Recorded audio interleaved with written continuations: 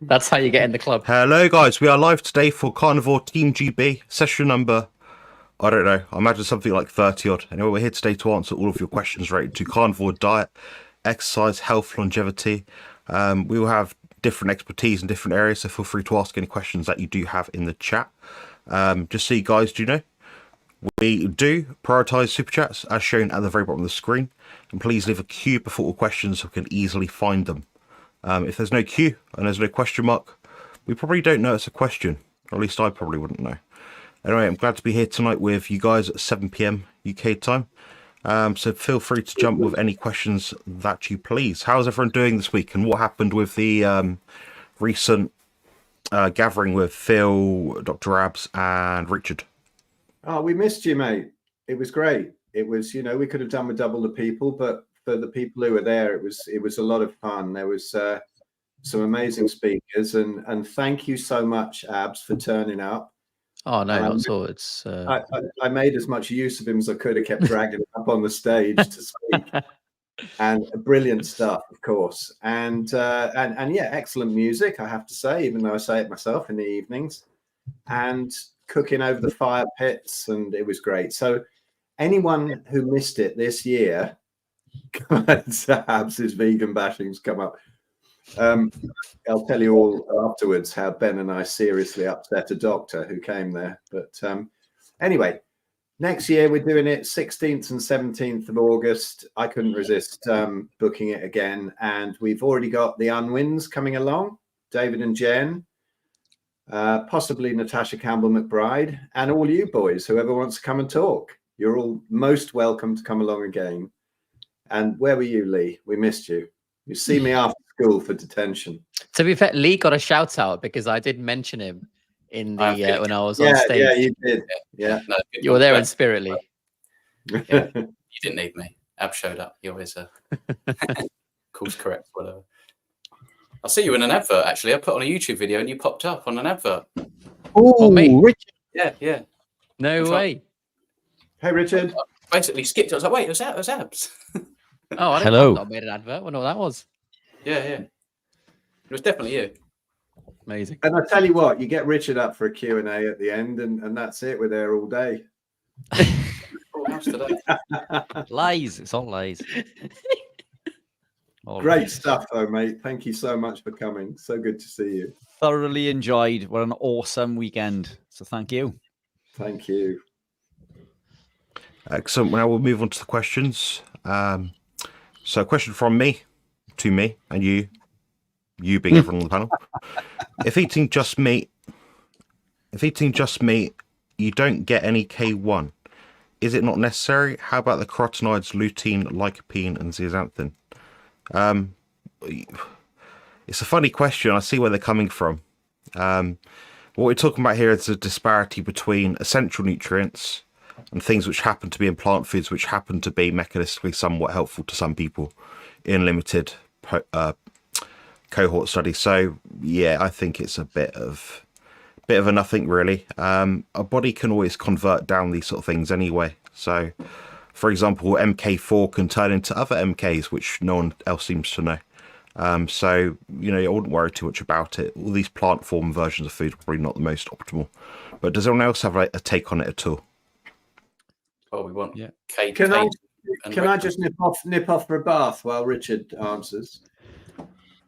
You have a shower as well and a shave and have a dinner while you're at it. Yeah, we come back in about 3 hours. We were. It's all lies. Yeah, I'll jump in quickly. I know that Dr. Abs is gonna. I know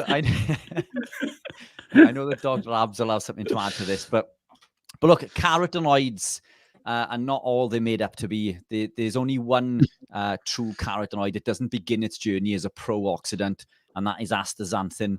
The other compounds, the other carotenoids, begin their journey as pro-oxidants. So they're not actually antioxidants.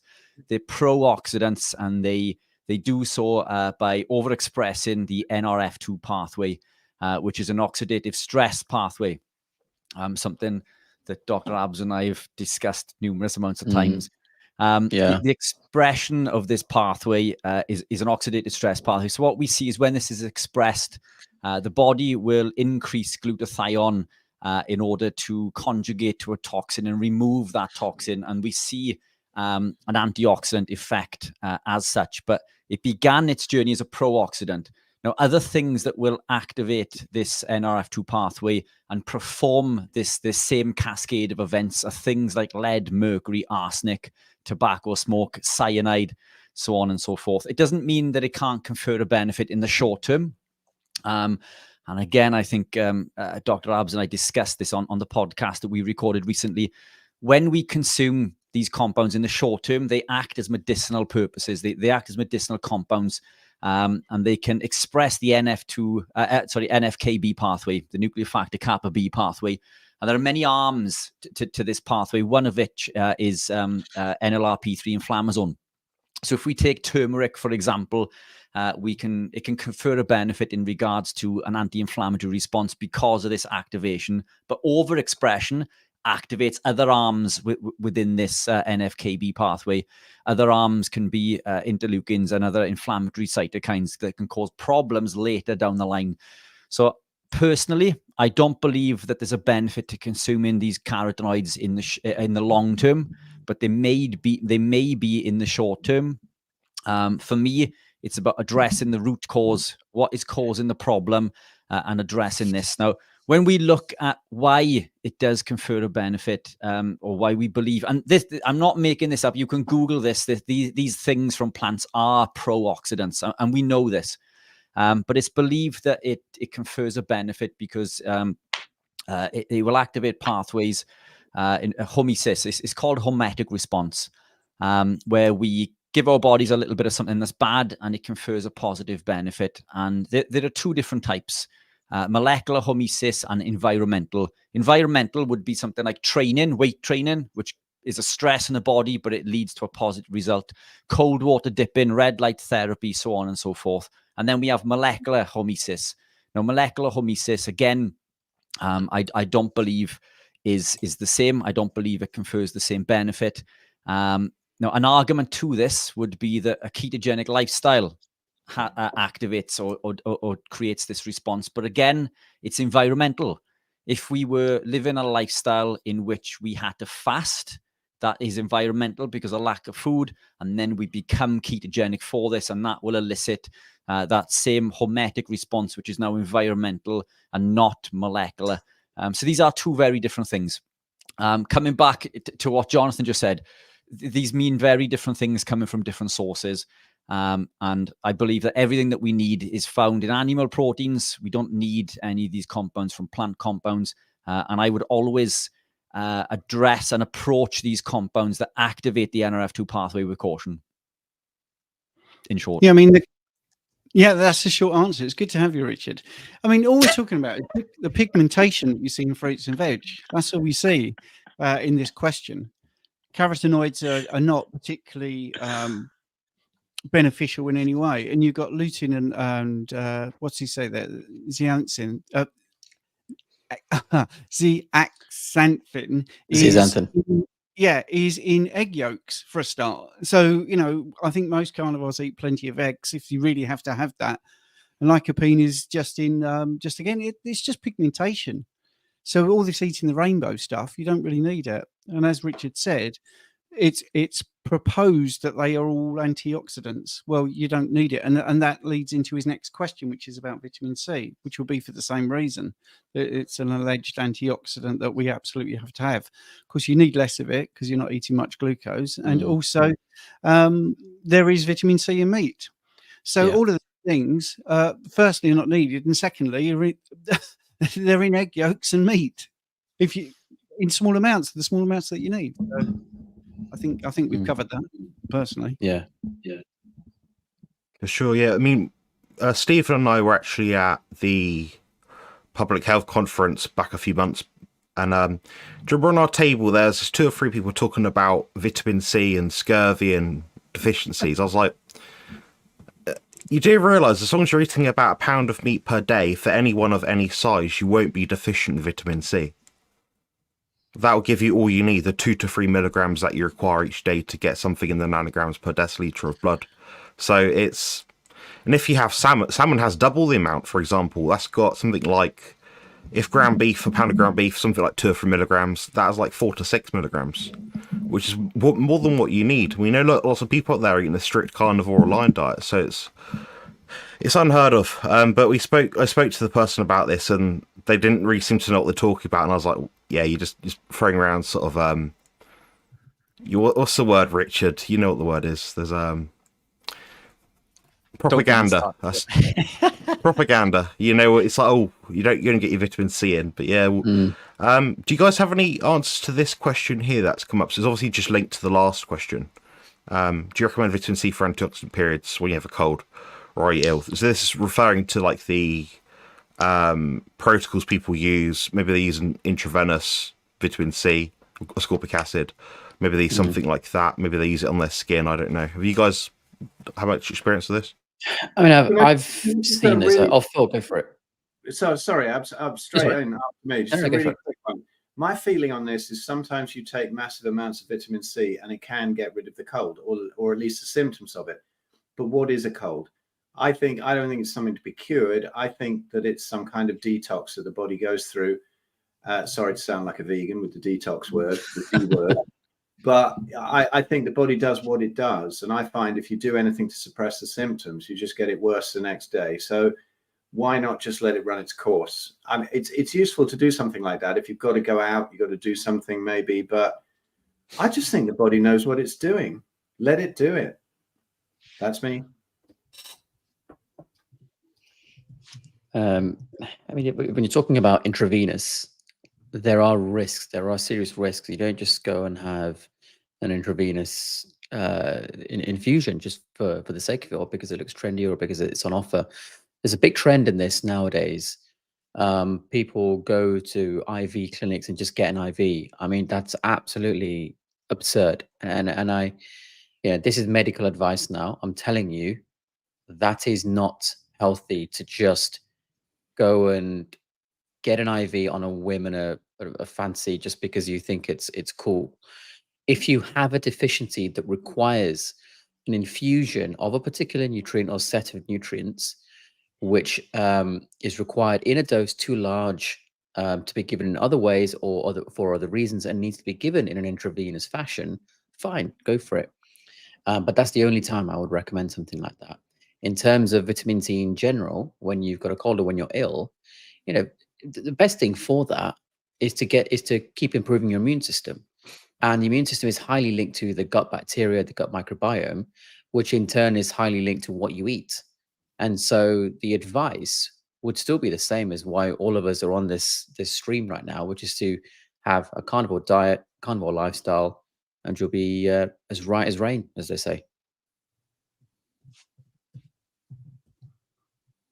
Yeah, great stuff. I've got nothing to add to that. Has anyone else got anything to say about vitamin C and colds and things? No, we're all good. We'll move on. So it's just a big Nev asking us very politely to hit the like button. If you haven't already, why not? Bad idea. From Matthew, hi Team GB. What are your thoughts supplementing milk thistle for supporting liver detoxification and other benefits? I might go with Stephen for this one if he's got an answer. I thought you were going to go first there. I mean, obviously it's a herb, and the herbs are used medicinally. I've never really recommended it for supporting the liver detoxification and stuff like that, because it's not my wheelhouse really to do that. And I think even with people I see with diabetes, a few of those are recommended to have milk thistle. But I personally feel, I'm not anti-herbs. I do believe that this way of eating means you don't need to supplement with stuff like that. The best way to detox the liver is to reduce your sugars, refined carbohydrates, that sort of thing needs to not come in. Alcohol, obviously. Liver health, you just need to make sure you're hydrated, which doesn't mean lots of water either. It just means eating the appropriate amount. If you have tried it and it's improved things, well, I'm all for anecdotal evidence.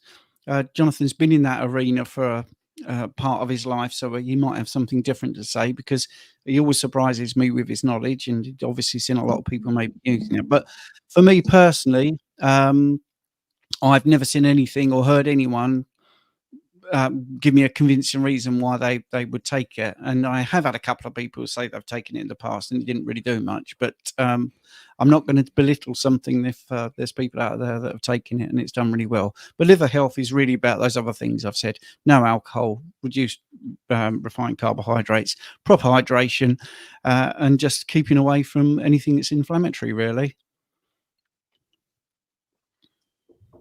Cool. Can I have Great stuff. a woo-woo? Yeah, have a go. Yeah, a sort of weird take on this, that in all the thousands of things I tried when I was vegan, one thing worked, and that was liver flushing. And it's a lot of people go, it doesn't work, it doesn't do that. I don't know what it does, but having been a real proponent of it and seen a load of people really sort out all kinds of things from it, like skin issues, because the skin can be a sort of second or third organ of detox when the liver's backed up, and just a ton of other benefits that come, like being able to digest fats again, because a lot of people who have an issue with the liver or gallbladder can't digest fats. And I've done over 60 of them now, so I don't know anyone who's done any more. I don't do them anymore. I'm on carnivore, I don't need to. But if you do have a liver that is backed up with a kind, you know, sort of all sorts of stuff that gets in there, and these are sort of soft, globby things that do not show up on X-ray, so people don't believe that there's liver stones. You only see the calcified ones. I know it's nuts. I know it sounds weird, but it absolutely works. And there are ways of adapting it to carnivore from the old vegan nonsense. And so if anybody wants to email me, people do quite often to say, can you send me the protocol? Give it a go. You'll be amazed. I've never seen any benefits from liver flushing. I mean, from milk thistle, but liver flushing definitely does. But if you do it, just mark my words, do not be too far from a toilet the next day.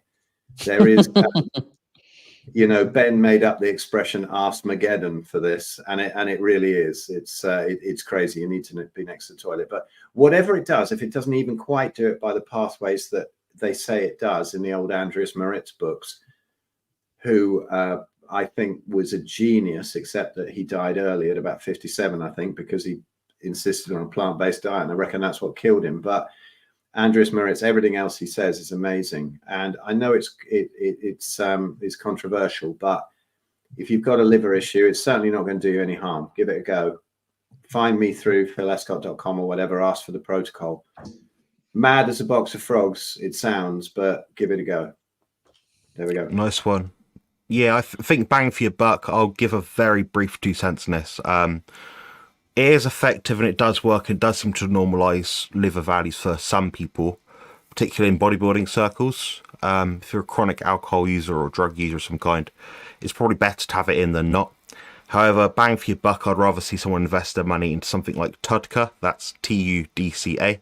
I've had a very tremendous benefit from liver health from that.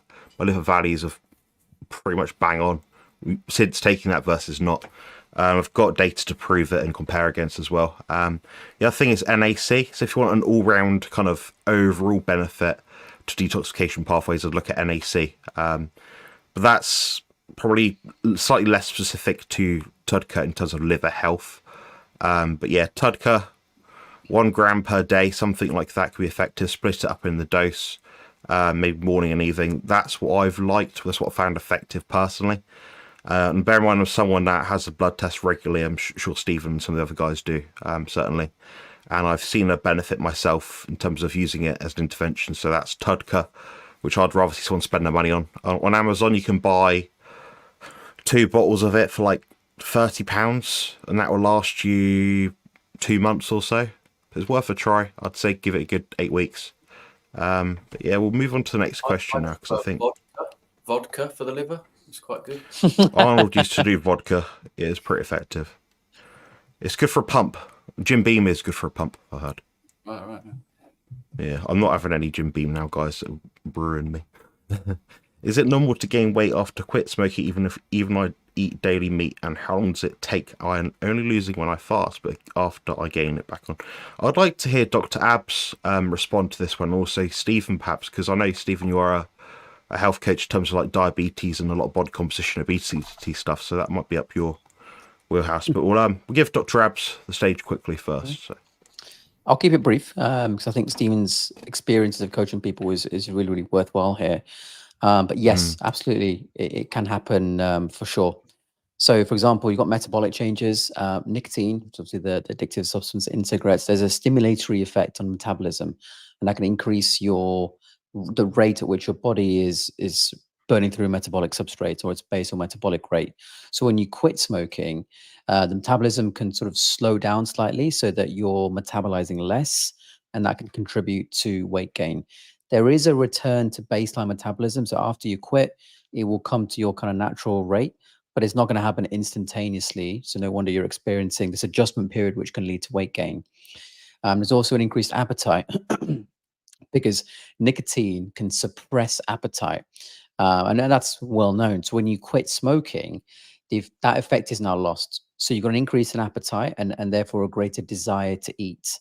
And when you quit smoking, can also lead to an improvement in taste and smell, which kind of makes food more, I was going to say palatable, but that enjoyable, whatever word you want to use. And that can lead to a higher food intake as well. And then sometimes when you quit, people need a substitute. Some people, whether they realize it or not, they actually use food as a substitute. I don't know whether that's happening here or not, but it's one thing to look at. Then you got changes in physical activity. Sometimes the process of quitting can lead to a change in your routine. Is that having an effect, perhaps? But also another one is fluid retention. So some of the weight gain after you quit smoking can actually be because of temporary fluid retention, because nicotine can act as a diuretic. So you take it away and your body can retain more fluids initially, which can then contribute to a temporary increase in weight gain. So that's kind of a breakdown medically of what's actually going on in that process. But like I said, I think Stephen would have some really nice experiences to kind of talk about too. Lovely. Yeah, that was a great answer, Abs. I mean, that's one of the things, and I'm glad you mentioned it about your sense of smell, because smell has a huge impact on how much you enjoy your food. So one of the reasons it suppresses appetite is exactly that. You have that reduced sense of smell, which explains why smokers don't know they smell of smoke. They'll come into your house if you're a non-smoker and you'll say, wow, you need to have a shower. I don't say that, I'm not as blunt as that, but they do have that reduced sense of taste and smell. So they don't want to eat. That's one of the things. Or when they do eat, it's not as enjoyable, which is really interesting. So that hooks into the dopamine response. And yes, you do get that increased metabolism. And also it has a blood glucose thing. When we talk about diabetes, it does actually look at the way glucose is managed, and fats, actually, the nicotine. But anyway, to answer the actual question, is it normal to gain weight after quitting smoking? Yes. Even if you eat daily meat, yes. Because what's going to happen is you've had this increase in your metabolic rate, and when you stop smoking, that increased metabolic rate actually starts to drop a little bit. Also, gaining weight can simply be the fact that when you smoked, you didn't eat, and now you're not smoking, you eat, and you could be drinking coffee with cream or something. So you change one habit for another. So how long does it take for everything to normalize? You only lose it when you fast, but I gain it back on. That's because you're still dealing with the metabolic rate and habit. How long does it take? It can take as quick as 7 weeks to start to normalize. Sorry if 7 weeks seems a long time. That's actually quite an optimistic time. I always do a very glib answer, but it tends to be true in most cases. It's normally about 26 weeks plus or minus 6. That's an average. And I do look at these things. I'm sad with my data. I keep a lot of notes, and that tends to be sort of the time. And I do lose people when I'm that honest, because they'll go and see someone else online and they'll say, oh, I can sort this in a couple of weeks. And I don't think that's true. I've not seen that. So 7 weeks if you're lucky, 20 weeks to about 32 is sort of an average. And but the health gains you're going to get from stopping smoking are immense and amazing. And you are now replacing it with good habits, eating meat, which is really great. and your body will love it for it. But you know, that adaptation period be very interesting. Once you get your sense of smell and taste back, you might become one of those very anti-smoking ex-smokers, you know. So try not to get into that groove as well. Just like quickly ask whether, you know, you might have swapped tobacco for smoking ganja and you're sending a taxi out at 2 a.m. for a wheelbarrow full of Monster Munch at the 24-hour garage. So that might have something to do with it. If you have and you got the munchies, then maybe that's an answer. Maybe. Sorry. Yeah. Not very scientific, but bodybuilders do use nicotine in contest preparation at times. It's more of a niche kind of thing. But Dr. Ab's completely right. It does suppress appetite, and everything that the guys said was completely bang on, in my opinion. I can't really expand upon that at all. But I will say that there is some kind of pathway where Dr. Abs will understand this better than me, but we won't go into it because it's not relevant. It's not pertinent. But there's some kind of way where it activates certain, I believe it's beta receptors, something which enhances the PPAR, you know, the fat burning, AMPK, that sort of thing. I can't remember which receptors they are, but if you type in something like nicotine receptors, it'll come up with something, and your fat burning is slightly higher when you're using nicotine. Now, is that going to make you ripped or not? I don't know. Probably not. But the guys touch on some really good points, and I think a lot of it is around like the sense of taste, the inhibition of appetite, and all that sort of thing. And I'll stop rambling. We're going to try and keep it to two answers per question now, if we can. So actually, sorry, we've got a question from... it's from me, but it's from Unrefined, and it says, aside from kidney damage, can anything cause blood creatinine to be 173 millimole and a GFR of 29? ACR was under 3 milligrams, HbA1c was 5.8, CRP was 4.1, trigs 2, and blood pressure is good. Relatively new to serious carnivore. That's a good question. That is a very good question. And I know what Steve was going to say, because I've learnt from him some stuff. So I'll pass it over to Steve now to elaborate. Actually, Jonathan, can you tell us what you think he's going to say, and then Stephen, you confirm whether it's right. Honestly, how well he knows you. Okay, so the first one's going to be about creatinine. Apologies, I've still got you on the front screen. First, it's going to be about creatinine. Are you resistance training? Are you having a high protein diet? That can elevate it, obviously. The next one, GFR, that could be an underlying issue. You'd have to get more tests done, more specific tests done. ACR, honestly, I don't know what the hell that is. That's the albumin to creatinine ratio. Okay. Yeah, so it's probably, yeah, makes sense. HbA1c is fine. It does tend to creep up with a lot of carnivores because the red blood cells last longer, something like that. CRP, ideally you want it down to about 0, but CRP of 4 isn't bad by any means. I'd go more by subjective measures. Triglycerides I wouldn't even bother looking at. Blood pressure is good. Okay, good. Define the range. Is it 100 over 65? Is it 130 over 90? I imagine it's somewhere between there. So yeah, that's probably roughly what you'd say, I think. But correct me. Oh no, this panel isn't about correcting. One thing is, I would say to the person posting, if it's 173 millimoles, that's probably not the right metric, to be honest. But yes, what can cause creatinine to be high? Yes, excess or above the normal person in the world's protein intake. Dehydration, which I was surprised Jonathan missed, because it's a big factor actually in all bloods. You need to make sure you're properly hydrated, which is not about drinking tons of water. It's about drinking enough water with the right amount of electrolytes. Yes, there could be some medications that you're taking that can actually cause that. And I think the rest of what Jonathan said about creatinine is pretty good. The EGFR 29 is a calculation based on urea, which is always going to go up if you eat slightly more protein. So the EGFR is a flawed metric, and you need to do a cystatin C test. Give you a really good example. I had somebody who had an EGFR of 14, which puts them stage 5, and therefore they need to have dialysis. But they didn't think that was possibly true. They had a cystatin C, and the actual filtration rate was 48. All right, which makes them pretty safe. Not great.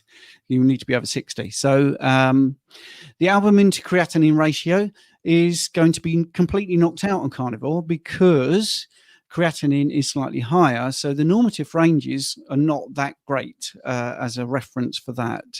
But it is an interesting thing to look at that ratio. I'm not overly worried about it. And again, I think you need to look at the labs, the way they've set that out, actually. So it's difficult to actually tell you any more, because the creatinine, I think you might have the metrics wrong. You might have the... Anyway, what's the next question? HbA1c, yeah, absolutely right. Spot on, Jonathan. The red blood cells last extra time.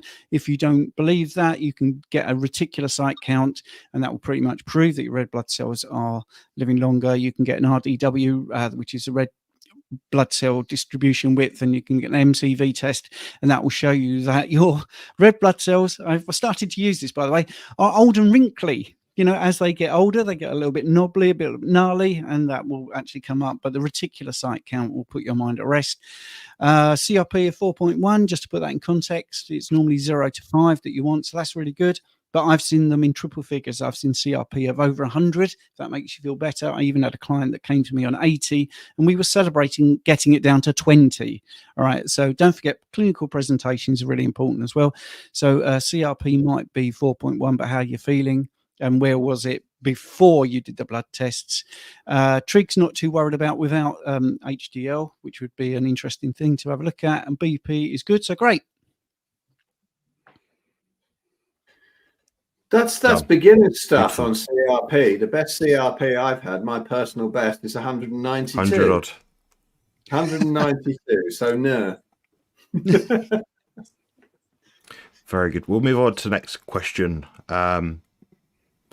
Sorry, Richard, where do you get your shirts from? Apparently it's personal that you're here, so you can answer that question.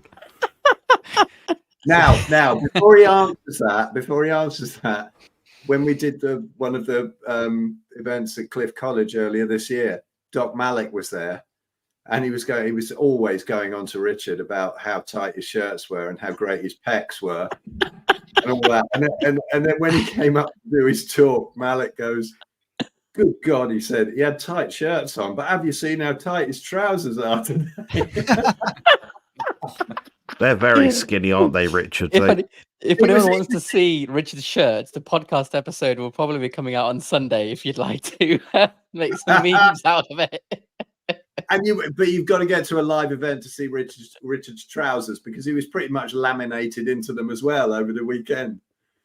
Definitely. If I had legs like that, I'd do the same anyway. So what? Richard, where'd you get your shirts from then? I want to hear where you get shirts from. So I get these from Tailored Athlete. Age 6. Yeah, Tailored Athlete. And the reason for this, when I was bodybuilding, Jonathan, as you know, and as Dr. Abs, in fact, almost everybody on the panel has dabbled in bodybuilding. It's really difficult to find something that fits right. The Tailored Athlete shirts, and I'm not sponsored by them, they are ridiculously expensive, I think, for a shirt. But they do fit. They're well fitted, and they do stretch. The size that I wear now is considerably smaller than when I was actually bodybuilding. It's sort of, I'm trying to grip on to this body shape as I waste away into an endurance runner and cyclist. But I'm still clinging on to past images of myself. But yeah, Tailored Athlete. But as Phil says, if you want to see sprayed on clothes, come and join us at the Carnivore conference next month. See, when I asked Richard in the weekend, he told me he bought them from Baby Gap the other day. They'll be slippier and tighter than ever. If you go to the conference, they'll be the slippiest and tightest you've ever seen. Yes, and set new standard to this. All right, let's answer a question, shall we? Toto asks, "Hi all, any thoughts about interleukin 11? New study shows that it's crucial promoting." I think it means 2. Crucial promoting fibrosis in organs. Any idea how to inhibit this protein? Huge thanks. Oh God, let's not spend an hour on this one. Give us a 1-minute answer, Richard. Look, living a ketogenic carnivore-based lifestyle. I'll put the times on the clock. This pathway that you just mentioned in regards to NFKB, this will activate a number of interleukins, 2, 6, 8, and 12, I believe. And again, that's overexpressed by the overconsumption of foods from the plant kingdom. if you want to block this, taking and removing the offending compound is always going to be number one. Stop eating plants. Stop leaving your body susceptible to all of these toxins that come from plants and external environments. The best way to combat and reduce these is to live a ketogenic, carnivore-based lifestyle. Utilize beta-hydroxybutyrate in the blood. Beta-hydroxybutyrate will block these pathways, these inflammatory cytokines. Don't put them in, and you don't have to block them. How was that? Was that 60 seconds or less? Yeah, well done. That was like 42 seconds. I'm very proud of you. There we go. I'm happy with I that. woke up early. I was ready for a nap then. Jesus. Right. So for many years, I've had several verrucas on one foot. Since taking taurine, they have gone. Why? My guess would be it inhibits some kind of bacterial infection. My second guess would be that it helps hydrate your feet. That would be my two guesses based on the limited understanding of taurine and the mechanisms at play with verrucas on the foot. This might be a question for Dr. Abs, maybe. I mean, do you know much about amino acids and inhibition of things? Yeah, amino acids, I look into them a lot. Taurine is an aminosulfonic acid. A lot of different roles in the body, like bile salt formation, osmoregulation, cellular protection against oxidative stress. It's not typically associated with like directly treating verrucas or plantar warts, as they're also known. It may contribute to supporting the immune system, which has an indirect effect on things like that, and it can contribute to maintaining cellular integrity, promoting tissue repair, like the health of skin cells and things like that. But I personally haven't heard of any direct verruca treatment specifically using taurine in isolation. Fair, Yeah, no worries. they've used taurine in vitro because it's the HPV virus that causes verrucas, and it does inhibit the replication of tissue. So that makes some sense to me. Nice one. I'm going to give a question out. I'm going to direct it to Lee just because he hasn't spoken much. I want to make sure everyone has a turn. A lot of these questions, guys, are so niche. Like one of us can answer them, it seems like today. The question was... Okay. What are your opinions on the use of medication to stop cows from having flatulence to protect the ozone? So cows stop having farts and poos. Personally, I don't think cows are the answer, but will this damage or change meat? I have heard of this. I've not looked into this. I don't know what medication they would use, but clearly it's got to be a problem. I'm not sure what they would use or how it would work, but maybe it would sort of damage the enzymes to break down the food. So maybe they wouldn't be able to metabolize food properly. That would just be my guess. And then you're kind of consuming I don't know, subpar meat, but I have no clue. Honestly, I haven't looked into this. Should we not be getting everybody off veganism and onto carnivore so they stop farting? It's their argument as well. It's their argument. You know, they're the ones that they're pointing and aiming the blame at the cows for the methane, and then they're kind of chowing down on plant bones. You know, all plants contain fiber. So yeah, it's nuts. But I don't know. I'll have to look into that. I'm Lee, sorry. can you just put my can you tinfoil just- hat on and say Yeah. that all the climate thing is a complete load of nonsense to stop us eating meat and stop us doing anything. So sod it. Don't even worry about it. Yeah. Lee, can you just speak a little bit about your experience on going fully carnivore? And obviously you had, the big surgery and everything. What did that do personally from your perspective to any flatulence? Oh, God, it's just massively reduced. I used to, on a Friday or a Saturday, it almost became like a religion. I'd have like an Indian takeaway. And if I had it on a Friday and I'd done my week's work, I'd lay in for a couple of hours extra, I'd wake up and the whole bag would be mostly full of air with all the onions and the mushrooms, the carrots, the pea, all the stuff, the herbs, spices, everything that they put in there. I'd eat one tub of curry with a naan bread or something like that. Wake up the next day with a balloon attached to my stomach. And sometimes it was so full that I've showed you a little bit how you unfasten it to empty. I couldn't do that because it's so full. It's like, it's just going to jet out. And so what I'd have to end up having to do is stand over the toilet with a bit of the spray that takes the sticky off the stomach. And then that way the air can come out a little bit and I can kind of close the bag and then empty it. That's how bad it was. So Like kind of bleeding a radiator. yeah. Yeah. Yeah. You know, when I was veggie and vegan, cooking vegetarian sort of Indian food for many years, and I remember we had a house with a bunch of guys sharing it up in this sort of meditation kind of community, and we joked that we had a methane level in the house, and you had to crawl around to breathe air because if you stood up, it was just farts. Wow. And I just honestly, I don't know why people don't listen to their own arse. Yeah. And say that, look, seriously, this is not something we're supposed to be eating. Yeah. No, it's completely reduced now. I mean, the only air that I would probably end up in the bag is the air I'm taking in when I'm eating. You know, I often say this, it's not like we're really, I'm sure there's some partial fermentation of certain things. The air you're taking in eating. Did you ever see that talk, Dr. Clapper, a vegetarian or vegan guru kind of guy, saying it's nothing to do with fermentation in the gut, farts. It's to do with swallowing more air. So why do you swallow more air when you eat plants than when you eat steak or something? And then Tristan Haggard was doing his take of it and goes, remember, guys, deflate your lettuce before you eat it. It's just extraordinary stuff these vegan guys come out with. Anyway, sorry. Let's get some questions. Let's do some questions. We've probably got about 10, 15 minutes left.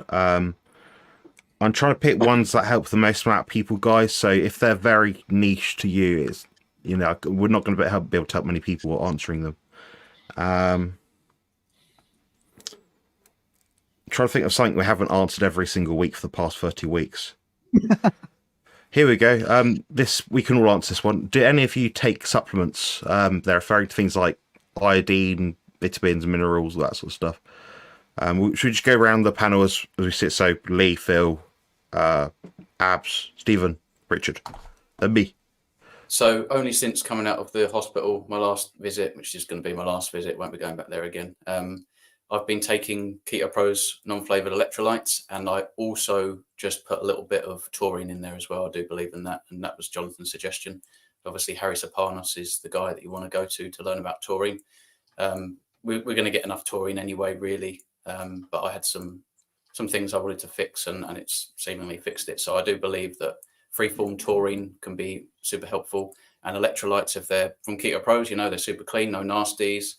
You can opt for the non-flavored if you're not happy about, you know, trying to fight the sweetness and then perhaps cravings that you get after that. I do believe either you go add salt or a little bit of electrolytes to your water, even if it's, I'm only drinking maybe up to a litre of water a day. But I do think that does need to contain minerals, otherwise you're just flushing them out of your system. That's about it. I wouldn't bother really with anything else unless you've got kind of like a niche problem that you know that there's some science behind supplementing some other kind of molecule or chemical or something, you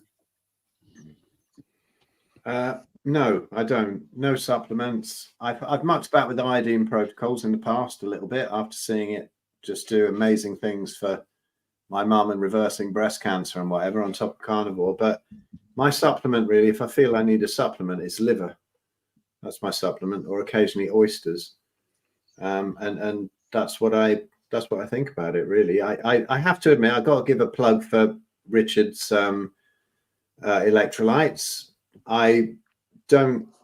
Well, the flavored ones, you know, the ones with some kind of sweetener in, are so nice that the family just drink them as like soda, and it's just, so I don't get them anymore. But Richard, you might be getting an order off us anyway soon, because the family are crying out for it, because I won't let them drink all this sugary stuff. But I have the unflavored ones, and once in a blue moon, if I'm a bit run down or something, I'll have a bit of a scoop of that. But just the electrolytes, that's it. Even that quite rarely. But no, it's great when people go carnivore. They get that cupboard with all those outdated supplements in. The amount of supplements they bought that they could buy a new car with, and they all go in the bin because they're all out of date. You don't really need it. Liver's a good supplement.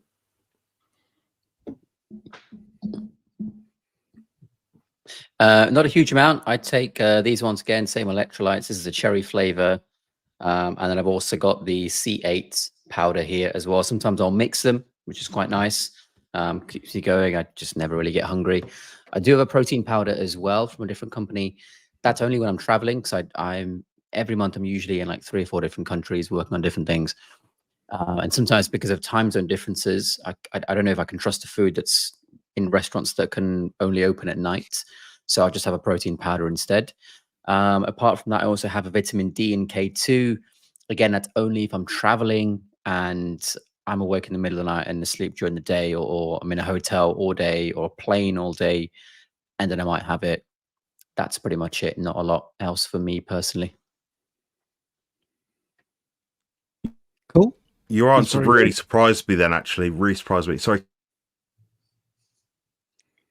Right. Okay. Yeah. I carnivore, obviously, and I do take Stem Enhance. I'll put a link in the chat if anyone is interested in that. That's a Cereal product, which I've taken, then taken out, and then put back in, and it has been fabulous for me. Which it just increases the amount of stem cells released into the bloodstream. So that is the one I do on a regular basis. But I am experimenting at the moment with fermented cod liver oil. And I agree with Abs about vitamin D3 and K2. So as of next month, I'm going to be doing that over the winter months and then doing a vitamin D test. So I'm only telling you the supplements I'm taking because they are mainly experiments, but the Stem Enhance is sort of a permanent fixture. Can I just quickly say before Richard gets in there, I was lying. I do take the Cereal. I don't think that I just sort of see it as a yeah, I guess it is a supplement. Is it? Absolutely is. So I was lying. So I think that you know, we're not going to fight over links, but go for Stevens. But it's definitely got me extra movement in a completely trashed knee while I've been taking it. So yeah, thanks, Bart. Very good.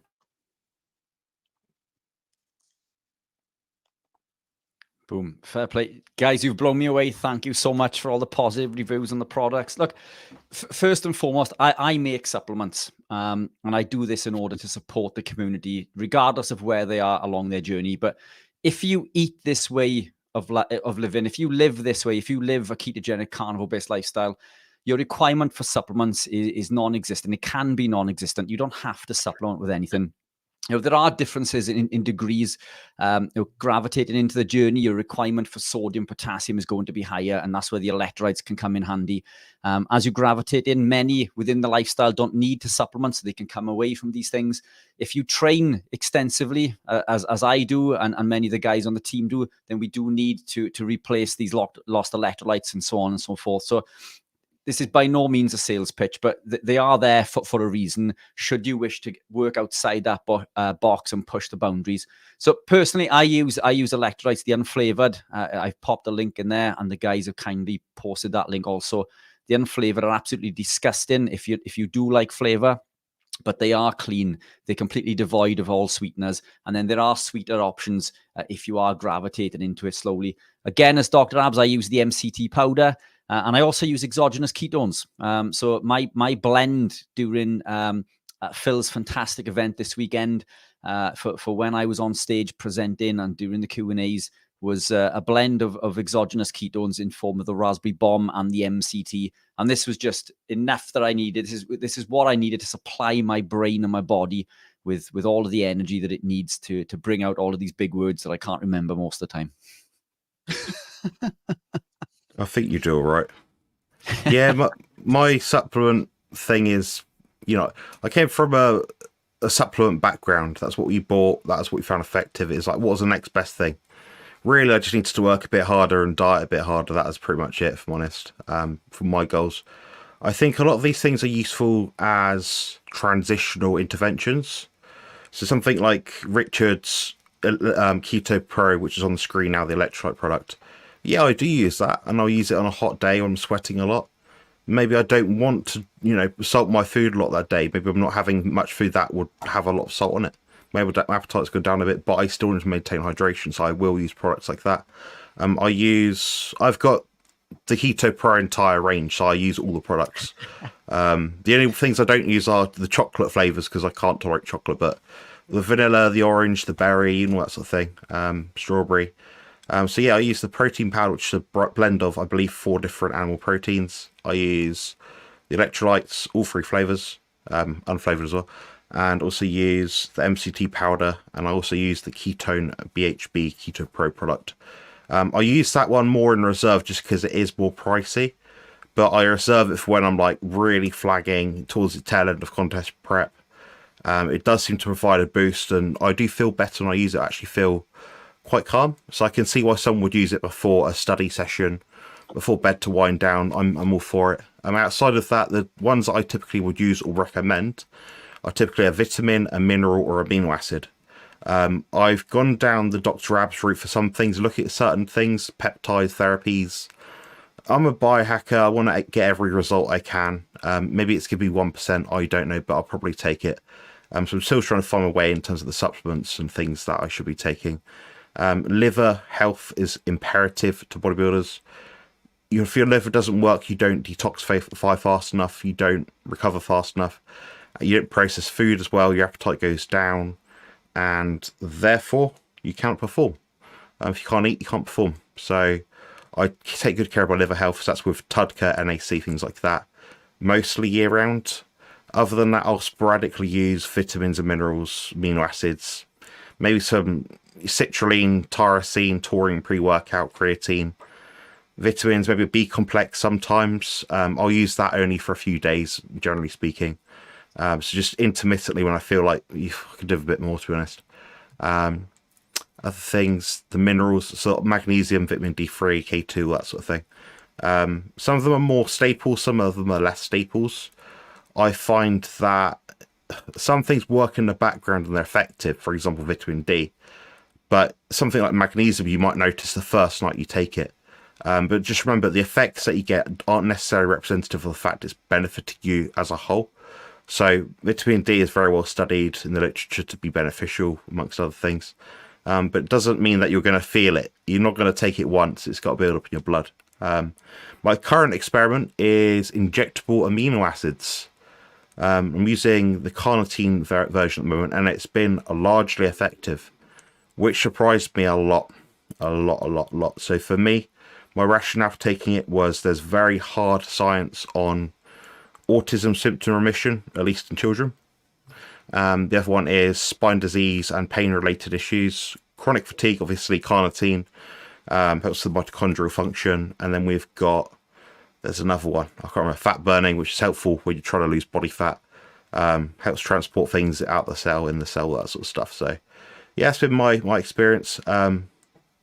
I won't go on about it anymore, but yeah, I use them intermittently. Most of my clients take at least one, but they came to me taking about 5. So, you know, my goal is to get everyone off supplements. That's the end point I'd look for everyone. But the reality is most people on a carnivore diet do take a supplement, a nutraceutical, a powdered food form of something. So I'm not averse to it. So when Dr. Ab said he takes protein powder, I wasn't really worried. I thought, well, it's going to be damn lot better than eating a protein bar, you know, with erythritol, all these extra ingredients, just have a bit more crunch in it, little cocoa pieces and emulsifiers, all sorts of stuff you don't need. So I can't really fault him for that, and I think the guys can do what they want. But yeah, the funny thing is we had a comment on the chat just now about someone saying powders. The reality is most people on the carnivore diet do take supplements and powders, so figure that one out. Yeah, we'll move on now. For me, when I'm awake at midnight, because I'm actually working near Bart soon in New Zealand, I'm going to be awake in the middle of the night where I've only got McDonald's and KFC. So that's the time when I would take the powder. So it's always relative, and I think that's why, you know, even if you look at the keto bars that Richard does, to a strict carnivore, you might say, well, that's not part of my diet. But someone going into carnivore, or someone who is that is relatively better than what they're eating, it's always a step forward. And I think that's the perspective for me causes autism. But I think that's the right perspective to look at supplements. Is it a step forward? Absolutely. It's about progression, guys, isn't it? I won't ramble on. We got one more question to answer. So if anyone on the panel has to go now, feel free. It's just the last question we'll do tonight. It's from Cherie Morgan. I'd like to hear Lee's thoughts on this one, actually, if possible. What's your thoughts on eating raw wild salmon? Only sushi, I find, is farmed. Do you think salmon is as healing as bison? Thank you. She's also kind of wondering a bit about lion diet. Is it worth her getting on it for her issues with her jaw and bone? So I have spoken to this lady personally. So I know her situation probably better than you guys. But bad jaw, bad bone health, bad bone density, lower muscle mass, still does all the health hacks and usual sort of thing. Now, the question is, would you swap out your sort of diet to have more of a wild raw salmon sort of diet. And I know Lee might have a good take on this one. If she's still got weakness in her teeth, because I remember this lady from last time, then wild salmon's great. It's very, very soft and delicate. I've eaten a lot of wild salmon. The only thing that you probably will struggle with is the skin. For some reason, as soon as you apply heat to that, it kind of just almost melts in your mouth where you can crisp it up. But when it's raw, it's very, very tough. And so I would obviously discard that or cook that. But yeah, it's very soft and nutrient dense. Like you said earlier, it's higher in vitamin C. I don't necessarily think that a lion diet is better for someone if you can tolerate eggs. I think eat eggs. Eat what you can tolerate, eat what you enjoy, mix it up. I think Jonathan would agree with this. But, a nice sort of variety-based carnivore diet is great. If you can tolerate these things, then definitely butter, things like that. Obviously, Phil, on the other side of things, you can't tolerate eggs, can't tolerate butter. And so, you'd be a fool to consume these things. He needs to kind of look out for himself and his health, and he does best on a lion diet. Lamb, I think, is probably what he eats the majority of. But yeah, I would recommend wild salmon. I wouldn't waste your time with the farm stuff. I wouldn't really feel comfortable eating that stuff raw.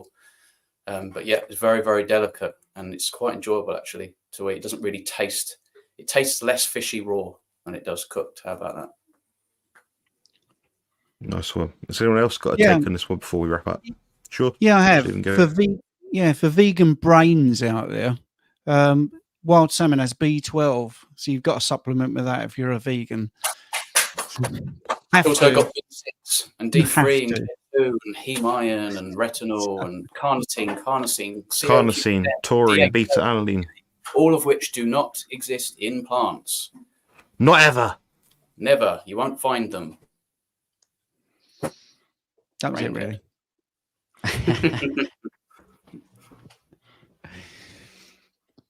Have we answered that question sufficiently, do you think, guys? I'm not sure. Yeah. Was that worth $5? Just to circle back really quickly to the bone health that you mentioned. Bone is mineralized protein. So it predominates protein. It's made of protein and minerals. So in order to strengthen bones, we need protein and we need minerals. So protein needs to be predominated, regardless of the source. Salmon is a fantastic source. It's a fantastic source of vitamin D also.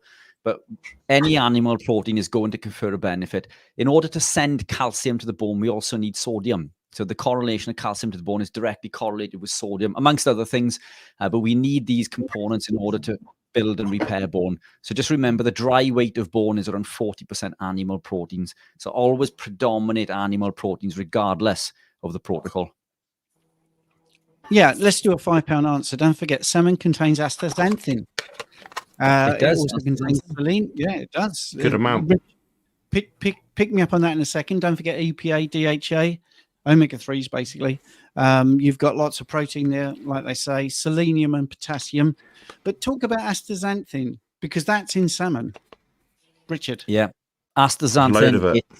It is. Astaxanthin is the only carotenoid that exists that does not begin its journey as a pro-oxidant. So remember early when I jumped on, we were talking about oxidants, antioxidants, and pro-oxidants. Astaxanthin is a compound found naturally in salmon. And it is the king of the carotenoids, if you like. It's and depending on the studies that you look at, and there are many, there are over 1,000 clinical and preclinical trials in regards to the benefits of astaxanthin. It's around 550 times more potent than vitamin E as an antioxidant, 800 times stronger than coenzyme Q10. Varying different studies suggest it's between 60 to 800 times stronger than vitamin C. It's an incredible compound that is genuinely an antioxidant, and it does not begin its journey as a pro-oxidant. It does not activate or overexpress this NRF2 pathway. So a fantastic compound to add to your diet. Can I just to wrap this up, Jonathan? Can I just do something really quickly here? Is this the real vegan gains in the chat? I'm thinking that as well. I'm just about to put him up on the screen. Years and can bench 410 pounds. How many of you carnivores can bench that much? Tell you what, mate. If you are the real, well, 165 kilos, maybe. Bench that much. I'd rather not be able to bench that much when the brain goes. I believe that you're in so much hunting mode because your body's craving meat so much that you want to go and stamp on children in pushchairs because there are too many people in the world. Did you not get your channel pulled down for that, mate? You're a bit of a laughing stock. Well done for benching. Elitist bellend is what he is. If he's talking about strength as well, by the way, I'm not sure he knows that I was a powerlifter and I trained with arguably the strongest powerlifter, or the greatest powerlifter of all time is considered, Andy Bolton. When I was weighing around, roughly speaking, 70 kilo body weight, my biggest deadlift was over a quarter of a ton, 251 kilos. So if he would like to beat that, please comment below and let's see it. Yeah, I can attest to that as well. During my transition from bodybuilding into endurance, I was going to go into powerlifting, and at my age and weight of 70k at the time, I was in the top 10 of tested and non-tested divisions. So yeah, and that was through no training in regards to powerlifting. That was just pure bodybuilding. And I'm alive. I'm alive. I'm alive. And I was bigger than Vegan Gains when I was 13 years old, and I've got photos to prove it. And I was natural as well, drug-free and all that sort of thing. He doesn't eat organic plants because he realizes that organic plants only are there because of animal manure. How low can you be? How low can you stoop? It's pathetic. Grow up. So in other words, none of you can bench as much as me. It was a yes or no question. You just live in your house. Pop to fuck. I don't care. I don't care. Slave. Piss off. Give me a debate. Go on. Debate me. Good luck. You won't be able to win. You eat organic because you You realize won't be able to win. of animals and plants. Symbiosis is how life works since the beginning of time. Yeah. But you don't understand how life works. He's not said his body weight either. I can name a number of people if he gives a body weight category because I'm still friends with many powerlifters who have broken world records. I would never debate a militant vegan. I am wiser than to waste my precious time trying to win you over. You're basically religious with your beliefs. You know, you're a misanthrope. You hate people. You love the animals, but you don't like people. You don't like nature. You don't like people. I'm not an idiot. He's taken on this persona to obviously increase his view counts and the audience that he can possibly retain. Now, just because someone has a lot of subscribers, it doesn't mean that they're actually a popular person. Bear that in mind. I think he's got 300k subs, something like that, I think. I was following him years ago just out of hilarity, just to see what he would say next. The same with Frank Tofano. He built up a good following from his initial original high-quality content, which I thought was absolutely brilliant. He went full circle to an extent a few years back.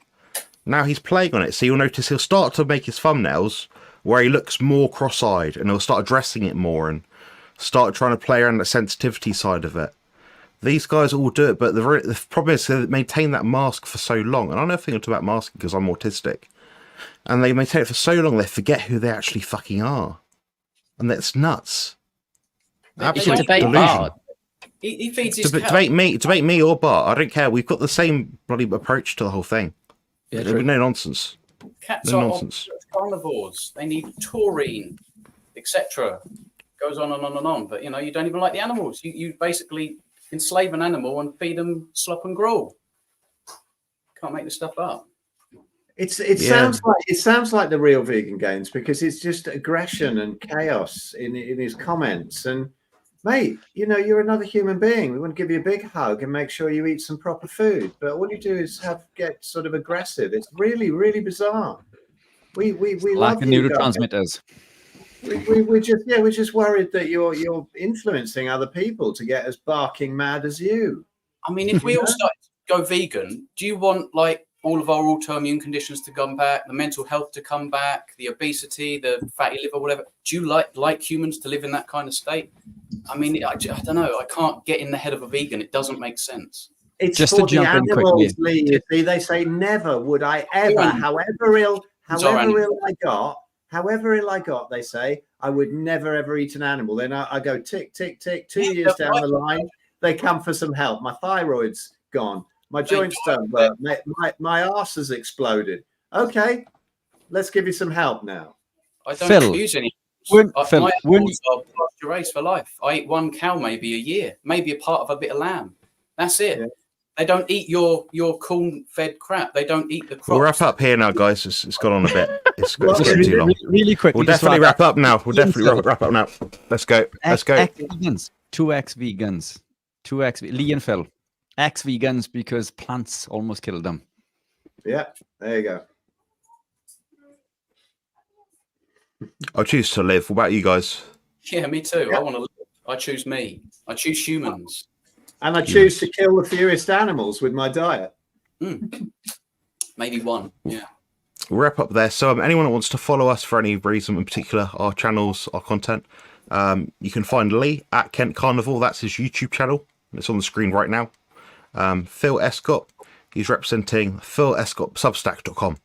Also find him at the Carnivore Conference UK in about a month or so, something like that. All the information will be there on his channel. So if you go to his channel, which is called Phil Escott, look underneath the videos, under the tabs, you can find out all his information there. Richard Smith from the Keto Pro. Use discount code Carnivore Muscle 10 to save big. Or anyone else's code, doesn't really matter whose, but yeah. Anyway, that's Richard. Anyway, so also follow him on his channel, which is Keto Pro. We've got Coach Stephen, the UK Carnivore. He has lots of services, consultations, as well as Richard.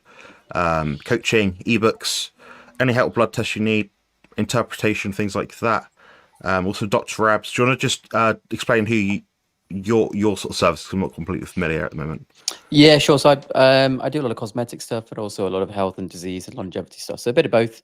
You can see me in person or you can see me online for things. My website is in this thing here, right there. And you can click on that and have a little look at everything if you like. Splendid stuff. Well, I'm going to press a button now. By the time we come back, we won't be here. So take care, guys, and thanks very much for watching. Introducing Beef Up Carnivore Bodybuilding Bible. The ultimate guide for men and women to lose fat and build muscle. And the best part, it's only $12. Don't miss out on the most detailed resource available.